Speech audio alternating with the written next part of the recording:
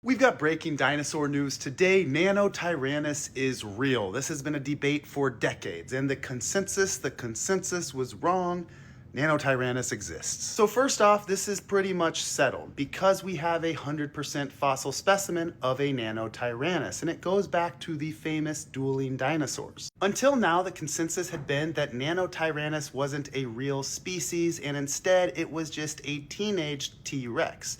The idea was that as they aged and got to be their massive sizes, their hunting methods would have changed. They were more agile, lighter, faster as juveniles. But some held to the belief that NANOTYRANNUS was a real species. It was different than T-Rex. It was a smaller tyrannosaurid-like animal, and the hands, at least in my experience, the hands were always the most convincing argument for that. Now we can look at that from this paper. So this is a T-Rex hand and the arm. You'll notice the arm's actually quite a bit bigger in T-Rex, but when you look at the hand, the NANOTYRANNUS hand is huge. And something else pretty crazy that they just learned is that NANOTYRANNUS, unlike T-Rex, actually seems to have had 3 fingers. They had a little tiny vestigial finger bone. So it's really solid evidence that NANOTYRANNUS wasn't T-Rex. Animals don't tend to lose finger bones as they age. There's other things too, like this sinus. The sinus exists in NANOTYRANNUS. It doesn't exist in T-Rex. We don't know of any animals today, any reptiles,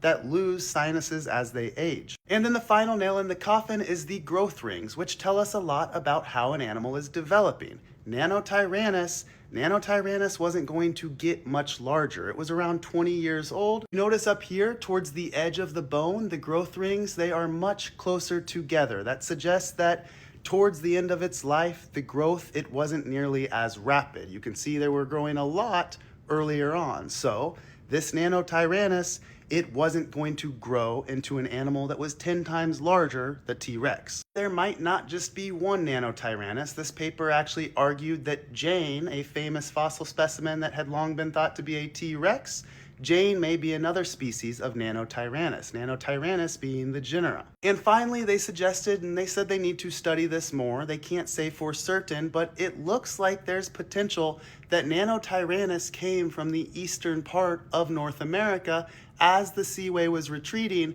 and ended up moving into the area that T-Rex was endemic to.